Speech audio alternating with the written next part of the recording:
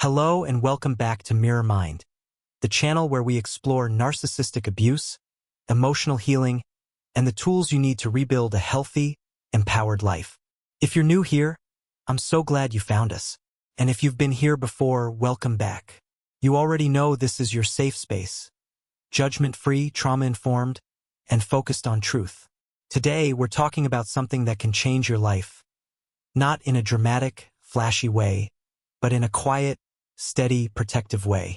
How to spot red flags early in a relationship. This isn't just about avoiding narcissists or abusive partners, though that's a huge part of it. This is about learning how to listen to your instincts. It's about recognizing the signs of emotional unavailability, manipulation, or even deeper toxicity before you get in too deep. So many people say, if only I had seen it earlier. Today, we're going to talk about how you can. Chapter 1. What are red flags? Really? Let's start at the beginning. What do we mean when we say red flag in a relationship? A red flag is a warning sign, a behavior, statement, or pattern that signals potential danger, dysfunction, or future emotional harm. Think of it like this. If you were driving and saw a red traffic light, you'd stop. It's a sign that proceeding without caution could lead to an accident. In relationships, red flags serve the same purpose. They tell you, stop, look, something's not right here. But here's the tricky part. Red flags often show up in small, subtle ways. They can be hidden under charm, romance, or excuses. That's especially true with narcissists and other toxic personalities who know how to mask their harmful traits early on. Chapter 2. Why we miss red flags. Before we dive into specific red flags, let's explore why we ignore them, because this part is just as important. We want to believe the best in people. We're taught to give others the benefit of the doubt. Especially if we're empathetic, kind-hearted people, we don't want to assume the worst. We're hopeful. Maybe you've been hurt before and you're finally feeling connected again. You want this relationship to work. That hope can cloud your judgment. Love bombing can distract us. In the early stages, especially with narcissists, you may feel like you've found your soulmate. Compliments, attention, fast-paced intimacy. It feels so good that you dismiss the bad stuff. We blame ourselves. You think, maybe I'm being too sensitive. Maybe I misunderstood. Narcissistic and emotionally manipulative people often encourage you to doubt yourself. We lack good relationship models. If you grew up around unhealthy dynamics, red flags might feel normal to you. You may not even realize something's wrong. So no shame if you've missed them before. But now you're learning. And awareness is power. Chapter 3. Red flag number 1. Love bombing. Let's start with one of the most seductive and misleading red flags, love bombing. Love bombing is when someone overwhelms you with affection, attention, and praise too early in the relationship. It can feel magical like a fairy tale, but it's often a manipulation tactic used to gain control quickly. Examples.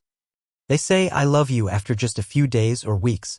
They talk about moving in together, marriage, or forever before truly knowing you. They bombard you with texts, calls, or compliments. They make you feel like you're the center of their world and they've never felt this way before. Why is this a red flag? Because it creates false intimacy. It's not based on truly getting to know each other. It's about pulling you in fast before you can think critically or see their true colors. Narcissists use love bombing to hook you emotionally. Once you're attached, that attention often shifts to control, criticism, or neglect. Chapter 4. Red flag number 2. They don't respect your boundaries. Boundaries are one of the most important tools in any relationship. So when someone disrespects your boundaries, especially early on, that's a major red flag. This can look like pushing you to move faster than you're comfortable with, pressuring you for sex or constant availability, getting angry or sulking when you say no, dismissing your values, routines, or privacy. Here's the truth. Healthy people respect limits. Narcissistic or controlling people test them. If you feel like you always have to justify your needs or like setting a boundary leads to punishment or guilt tripping, that's not love. That's manipulation. Chapter 5. Red flag number 3. Everything happens too fast. Now let's talk about speed. In healthy relationships, intimacy unfolds over time. There's room for discovery, discomfort, conversation, and natural connection. In toxic dynamics, things often move too fast, and that's not romantic. That's strategic. If someone says, "I can't live without you" in week 1, wants to meet your family immediately, is talking about marriage in the first month, tries to see you every day ignoring your need for space, that's not devotion. That's control disguised as intensity. This kind of speed can feel exciting, especially if you've been lonely or longing for connection. But love that lasts doesn't rush. It builds. Chapter 6, Red Flag Number 4, Inconsistency. In the beginning, toxic partners can seem perfect. But eventually, you start noticing inconsistencies. One day, they're affectionate and sweet. The next, they're cold, distant, or angry. They may tell you they love you, then disappear for days. They apologize, but keep doing the same thing again. Inconsistency creates emotional confusion. It makes you second-guess yourself and become addicted to chasing their approval. This is how trauma bonds begin, and once you're in one, it becomes harder to leave. A person who truly cares about you shows up consistently. Emotionally, mentally, and physically. They don't keep you guessing. Chapter 7, Red Flag Number 5, They don't take accountability. Early on, pay attention to how someone talks about their exes, their past relationships, their family, their job losses or failures. If they blame everyone else and take zero responsibility, be careful. Common phrases to watch out for. My ex was crazy. Everyone turns on me eventually. People are just jealous of me. I always get screwed over. That may seem harmless at first, but here's the problem. When someone never takes accountability, eventually you become the villain in their story. Narcissists rewrite reality to protect their fragile ego. And if they can't take ownership now, they won't take it later when they hurt you. Chapter 8, Red Flag Number 6, They talk down to you or others. Pay close attention to how your partner treats waitstaff, cashiers, their parents, their exes, you. If you hear sarcasm, insults disguised as jokes, or condescending tones, even in play, those are red flags. Comments like, "You're so sensitive. You'd be prettier if you smiled more. Wow, you really don't know how to do that?" These are microaggressions, and they add up. Someone who speaks with cruelty early on will not become kind later, no matter how charming they seem when things are good. Chapter 9, Red Flag Number 7, Your gut feels off. Let's not underestimate this one, your intuition. Sometimes, everything looks good on paper. They're charming, funny, seems successful, but something feels off. Maybe you feel anxious after being with them. You find yourself overthinking everything you say. You feel drained, not uplifted. You're ignoring your gut but don't know why. Listen, your body remembers what your mind wants to forget. Your intuition is not being dramatic. It's being protective. If you feel like something's wrong, even if you can't explain it, that's a red flag. You don't need more evidence than that. Chapter 10, What you can do when you see a red flag. So, what do you do when you spot one or several red flags early on? Don't minimize it. Trust what you see. Don't talk yourself out of the discomfort. Pause the relationship. You are allowed to slow down, ask questions, or step away. Set a boundary. Be direct. That behavior isn't okay with me. Watch their response. A healthy person will reflect. A narcissist will deflect, blame, or guilt you. Talk to someone you trust. Get a second perspective from someone outside the dynamic. Know you're allowed to walk away. You don't owe anyone your continued presence, especially when your peace is at stake. Chapter 11, What drives toxic behavior in relationships? To understand red flags, we need to understand the psychology of manipulation, especially when it comes to people with narcissistic traits or full-blown narcissistic personality disorder, NPD. At the core, narcissists crave admiration, fear abandonment, lack true empathy, see people as tools to serve their needs. They often enter relationships not to build mutual connection, but to gain supply that means validation, attention, control, and emotional reactions. And to get that supply, they use very specific behaviors, many of which show up as red flags early on. Let's look at a few. Chapter 12, Why Narcissists Use Love Bombing. We talked about love bombing in part 1. Now let's look at why it's so common with narcissists. A narcissist wants to secure your attachment quickly, create dependence, establish power early on.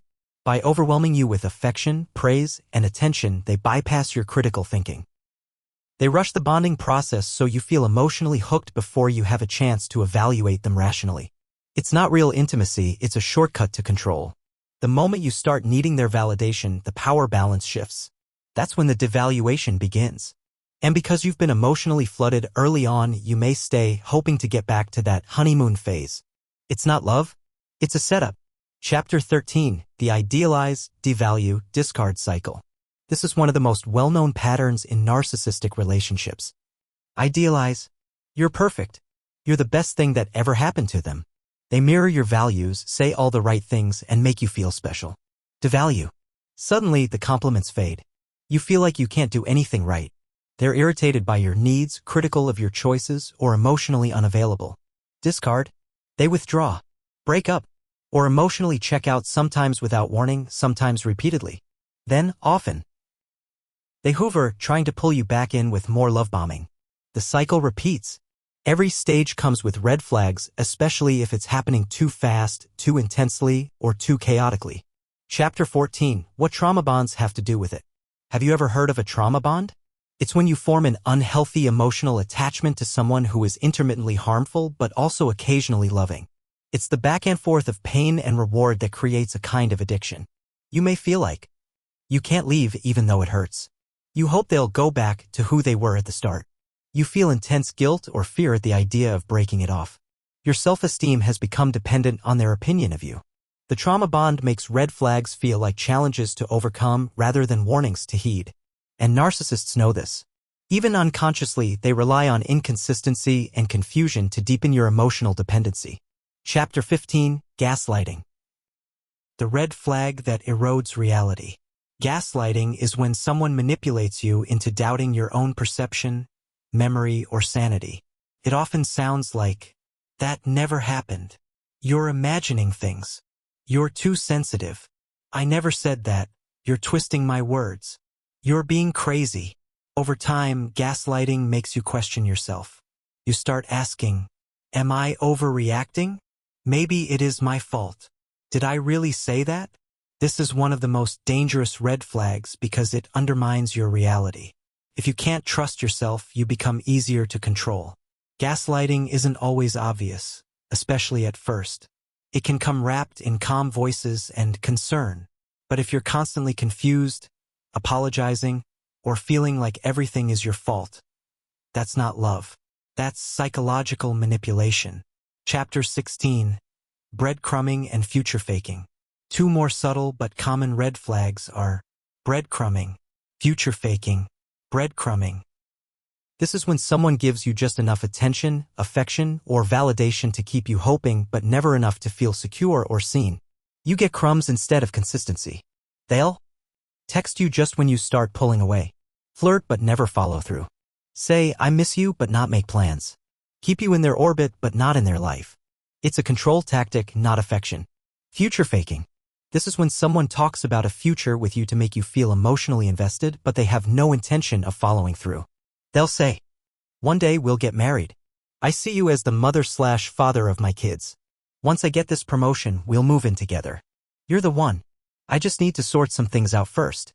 But months, even years, pass and nothing changes. The talk is there, but the actions never match. These red flags keep you emotionally invested in a fantasy, not the real relationship in front of you. Chapter 17, why we ignore the red flags. Again, even with all this knowledge, so many of us still ignore red flags. Why? Let's go deeper than just hope or love. Childhood trauma. If you were raised by emotionally unavailable, critical, or narcissistic caregivers, red flags can feel familiar. You may confuse chaos with love or mistake control for safety.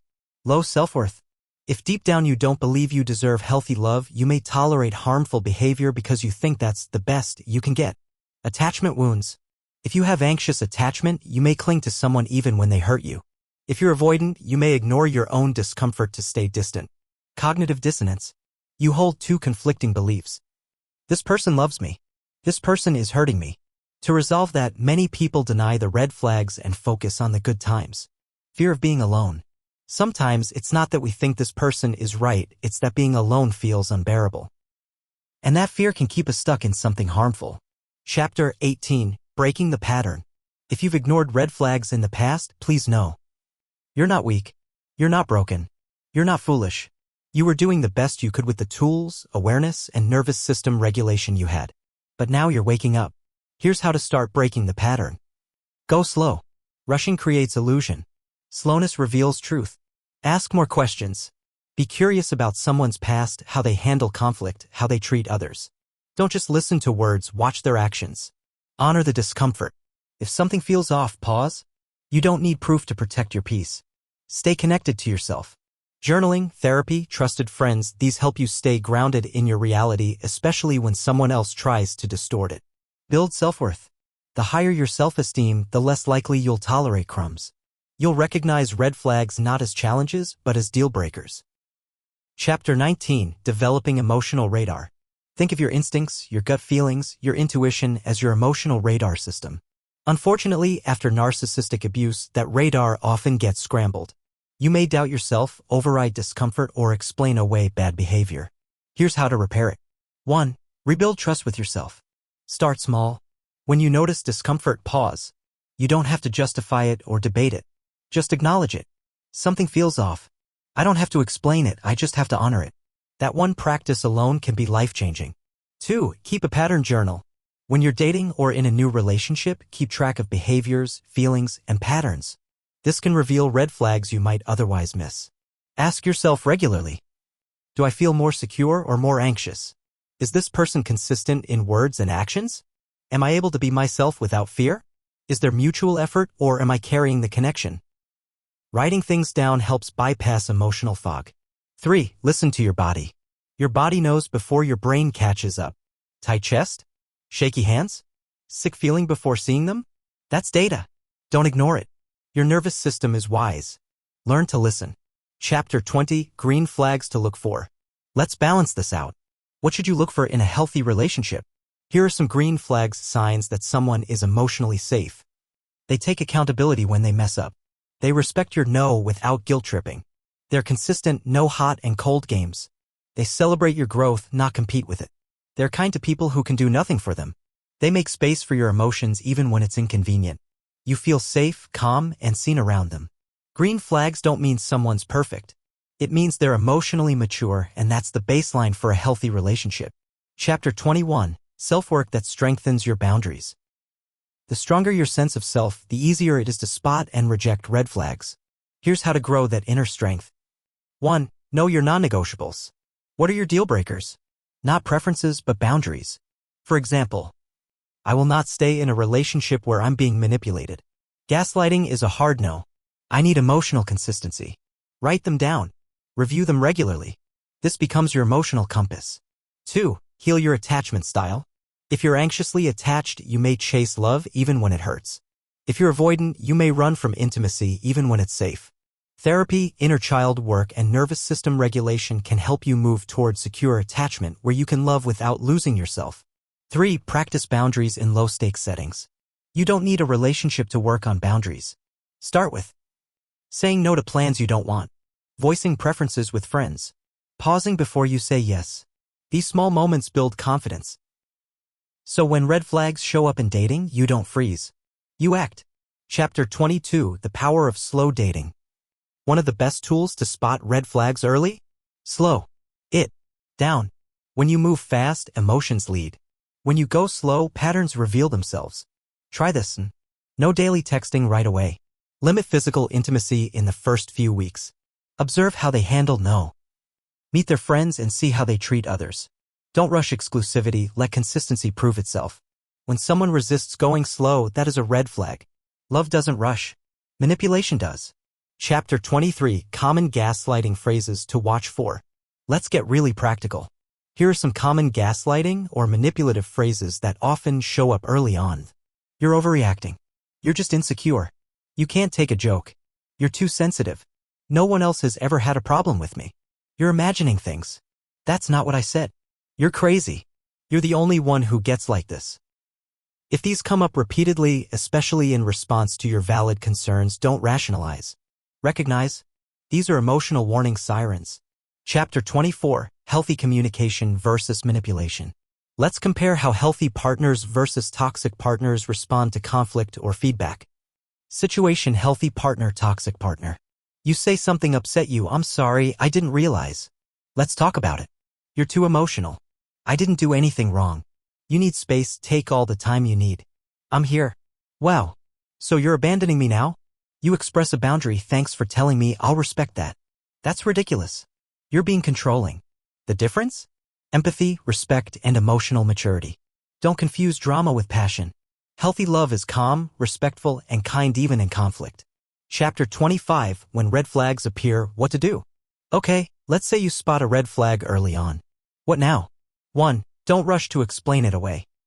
Avoid the temptation to justify or excuse it.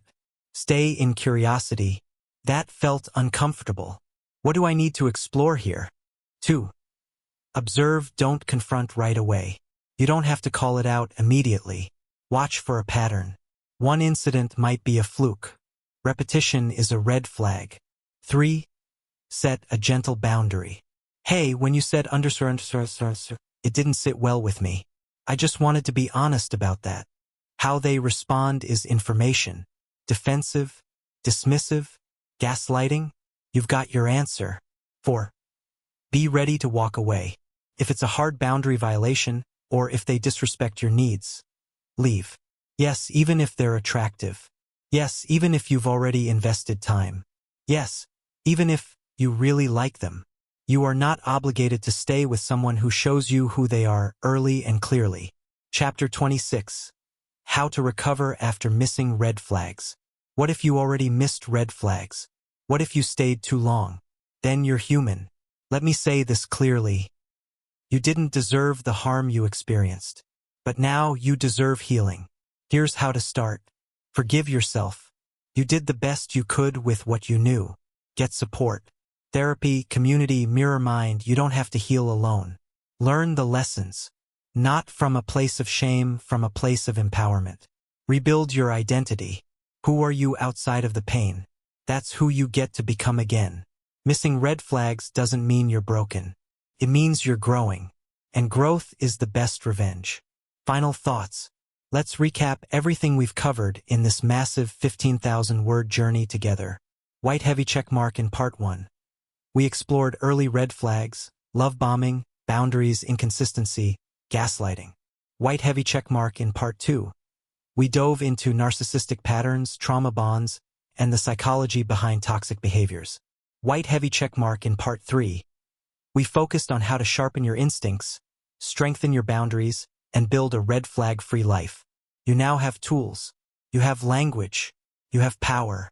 And remember, it's not your job to fix red flags. It's your job to see them, honor them, and walk away. Closing from Mirror Mind to you. Thank you so much for spending this time with me on Mirror Mind. If you found this video helpful, don't forget to thumbs up, like, bell, subscribe, loudspeaker, share it with someone who needs this truth. This channel is here to help you heal, understand, and protect your peace, especially from narcissistic abuse and emotional manipulation. Until next time, remember, you are not too sensitive. You are not too much. And you deserve a relationship where your soul can rest. Take care of your mind. Take care of your heart. And as always, keep your mirror mind clear.